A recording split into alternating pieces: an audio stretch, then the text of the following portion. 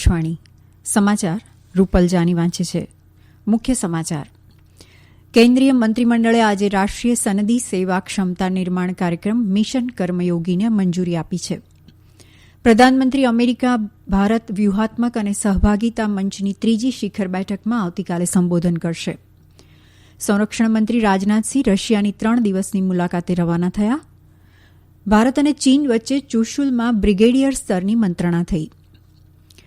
વિશ્વ બૌદ્ધિક સંપદા સંગઠન દ્વારા જાહેર કરાયેલા ગ્લોબલ ઇનોવેશન ઇન્ડેક્સમાં ભારતે પ્રથમ વખત ટોચના 50માં સ્થાન મેળવ્યું. સમાચાર વિગતવાર.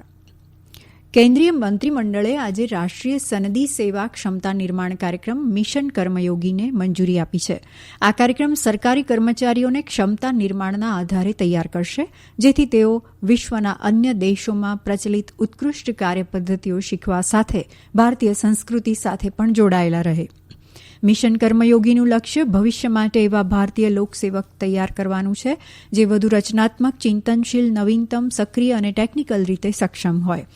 કેન્દ્રીય મંત્રી પ્રકાશ જાવડેકરે પત્રકારોને આ જાણકારી આપતા કહ્યું કે કર્મયોગી સ્કીમ માનવ સંસાધન વિકાસની દિશામાં સરકારની મહત્વની પહેલ છે. પ્રધાનમંત્રીની અધ્યક્ષતામાં યોજાયેલી કેબિનેટની બેઠકમાં જમ્મુ કાશ્મીર રાજભાષાઓ વિધેયક 2020 સંસદમાં રજૂ કરવાની પણ મંજૂરી આપવામાં આવી છે. આ ભાષાઓમાં ઉર્દુ, કાશ્મીરી, ડોગરી, હિન્દી અને અંગ્રેજી ભાષાનો સમાવેશ થાય છે. શ્રી જાવડેકરે કહ્યું કે લોકોની માંગણીના આધારે આ નિર્ણય લેવાયો છે. કેન્દ્રીય મંત્રીમંડળે જાપાની બજાર માટે ભારતીય વસ્ત્ર અને પોશાકની ગુણવત્તા તથા પરીક્ષણમાં સુધારા લાવવા માટે ભારત અને જાપાન વચ્ચેના સમજૂતી કરાર પર હસ્તાક્ષર કરવાની મંજૂરી આપી છે. આ સમજૂતી દ્વારા જાપાનનું નિસેનકેઇન ક્વોલિટી ઇવેલ્યુએશન સેન્ટર પોતાની ટેક્સટાઇલ સમિતિની ભારતમાં વસ્ત્ર અને પોશાક ઉત્પાદન માટે પરીક્ષણ તથા નિરીક્ષણ માટે નિમણૂક કરી શકશે. સરકારે ભારત અને ફિનલેન્ડ વચ્ચે ભૂસ્તરશાસ્ત્ર તથા ખનિજ સંસાધનના ક્ષેત્રે થયેલ સમજૂતી કરારને પણ મંજૂરી આપી છે. આ સમજૂતીથી ભૂસ્તરશાસ્ત્ર, પ્રશિક્ષણ, ખનિજ પૂર્વાનુમાન અને મજબૂત વિશ્લેષણમાં વૈજ્ઞાનિક સંપર્કને સુદૃઢ બનાવવામાં મદદ મળશે. અમેરિકા ભારત વ્યૂહાત્મક અને સહભાગીતા મંચની ત્રીજી નેતાગીરી શિખર બેઠકમાં આવતીકાલે પ્રધાનમંત્રી નરેન્દ્ર મોદી હાર્દરૂપ સંબોધન કરશે. નવા પડકારોનો ઉકેલની દિશાનું અમેરિકા ભારત સપ્તાહ શીર્ષક હેઠળની આ શિખર બેઠકમાં વેપાર અને મૂડીરોકાણ, વ્યૂહાત્મક ઉર્જા જોડાણ, નાણાં ટેકનોલોજી સહયોગ, આરોગ્ય સેવા, ટેકનોલોજી તથા વૈશ્વિક પુરવઠા સાંકળમાં ભારતની સ્થિતિ જેવા પરસ્પર હિતના અનેક મુદ્દા વિશે ચર્ચા વિચારણા થશે. અમેરિકાના ઉપરાષ્ટ્રપતિ માઇક પેન્સે ગયા સોમવારે આ શિખર બેઠકને સંબોધન કર્યું હતું. આ બેઠક 1 અઠવાડિયું ચાલશે. સંરક્ષણ મંત્રી રાજનાથસિંહ આજે સવારે રશિયાની 3 દિવસની મુલાકાતે જવા દિલ્હીથી રવાના થયા છે. તેઓ શાંઘાઈ સહકાર સંગઠનના સંરક્ષણ મંત્રીઓની બેઠકમાં ભાગ લેવા રશિયા ગયા છે. આ સંગઠનના સભ્ય 8 દેશોના સંરક્ષણ મંત્રીઓ સાથે ત્રાસવાદ અને અંતિમવાદ જેવા પ્રાદેશિક સલામતીના પડકારો તેમજ તેને સાથે મળીને નાથવાના ઉપાયો વિશે ચર્ચા વિચારણા કરશે. આ શુક્રવારે મોસ્કોમાં આ મુદ્દે ચર્ચા થવાની છે. રશિયાના સંરક્ષણ મંત્રીના નિમંત્રણથી મોસ્કો ગયેલા શ્રી રાજનાથસિંહ સામૂહિક સુરક્ષા સંધિ સંગઠન CSTO અને સ્વતંત્ર દેશોના કુટુંબ CSTOની બેઠકમાં પણ ભાગ લેશે. ભારત અને ચીન સીમા વિવાદ અને ગઈ 28મી થી 30મી તારીખ દરમિયાન પેંગોંગ સરોવર નજીકની સરહદે ચીનના સૈનિકો દ્વારા કરાયેલી ઉશ્કેરણીના સંદર્ભમાં આજે ત્રીજા દિવસે પણ પૂર્વ લદ્દાખના ચુશુલમાં બંને દેશો વચ્ચે બ્રિગેડિયર સ્તરની ચર્ચા વિચારણા કરાઈ. ચીન દ્વારા કરાયેલી વિનંતી પછી આ બેઠક સવાર 10 વાગ્યાથી શરૂ થવાની હતી. આ સરહદી વિવાદ ઉકેલવા ભારત અને ચીનના લશ્કરી તથા રાજદ્વારી અગ્રણીઓ દ્વારા મંત્રણાઓ કરાઈ રહી છે.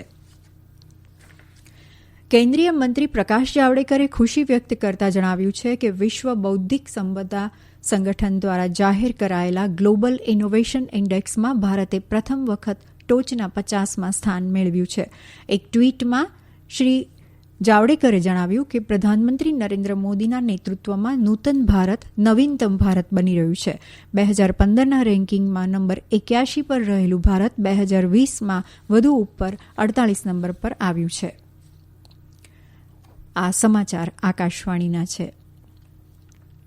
કેન્દ્ર સરકારે સૂક્ષ્મ લઘુ અને મધ્યમ ઉદ્યોગોને સમયસર ચૂકવણી નિશ્ચિત કરવા કેટલાક ઉપાયો સૂચવ્યા છે. નાણામંત્રી નિર્મલા સીતારમણે કહ્યું કે આત્મનિર્ભર ભારત પેકેજના ભાગરૂપે સરકારી વિભાગો અને સંગઠનોને સૂચના છે કે આ ઉદ્યોગોને 45 દિવસની અંદર ચૂકવણીની ચોક્કસ વ્યવસ્થા કરે. સૂક્ષ્મ લઘુ અને મધ્યમ ઉદ્યોગ મંત્રાલય આ જાહેરાતના અમલ અંગે ખાસ દેખરેખ રાખશે અને ચૂકવણી ના થાય તેવા કેસોને સંબંધિત કેન્દ્રીય મંત્રાલયો, સંસ્થાઓ તથા રાજ્ય સરકારોને સોંપશે. માસિક ચૂકવણી માટે એક સરળ, નિયમિત અને ચોક્કસ ઓનલાઈન પ્રણાલી પણ રચવામાં આવી છે. મહિલા અને બાળ વિકાસ મંત્રાલય દ્વારા આયોજિત પ્રધાનમંત્રી બાળ વિકાસ પુરસ્કાર 2021 માટે અરજી મોકલવાની અંતિમ તારીખ 15મી સપ્ટેમ્બર સુધી લંબાવવામાં આવી છે. આ પુરસ્કાર 2 શ્રેણીઓમાં પ્રતિભાશાળી બાળકો, વ્યક્તિઓ અને સંગઠનોને આપવામાં આવે છે.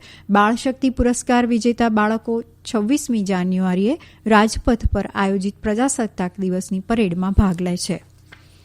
કેન્દ્રીય પ્રત્યક્ષ કર બોર્ડ CBDTએ 26 લાખથી વધુ કરદાતાઓને 98,625 કરોડ રૂપિયાથી વધુના રિફંડ જાહેર કર્યા છે.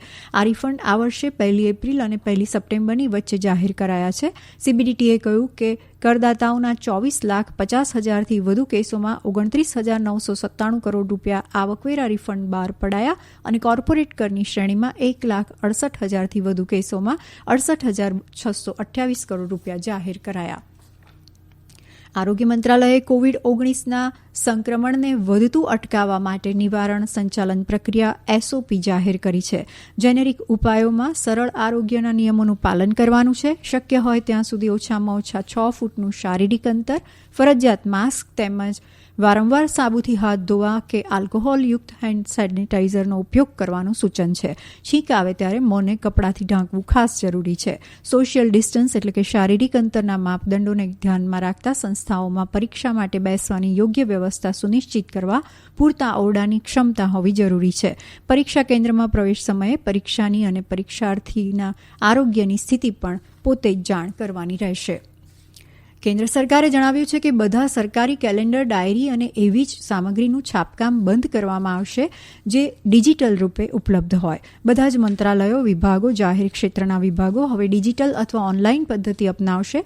નાણાં મંત્રાલયે જણાવ્યું કે બધા જ ક્ષેત્રે ઈ-બુક્સના ઉપયોગને પ્રોત્સાહન અપાશે. કોઈપણ મંત્રાલય અને વિભાગમાં આવનારા વર્ષ દરમિયાન કેલેન્ડર, ડેસ્કટોપ કેલેન્ડર, ડાયરી જેવી અન્ય સામગ્રીઓ છાપવામાં નહીં આવે. મુંબઈ શેરબજારનો સેન્સેક્સ આજે 185 અંકોની વૃદ્ધિ સાથે 39,086 પર બંધ રહ્યો, તો નેશનલ સ્ટોક એક્સચેન્જનો નિફ્ટી પણ 65 અંક વધીને 11,035 પર બંધ રહ્યો હતો.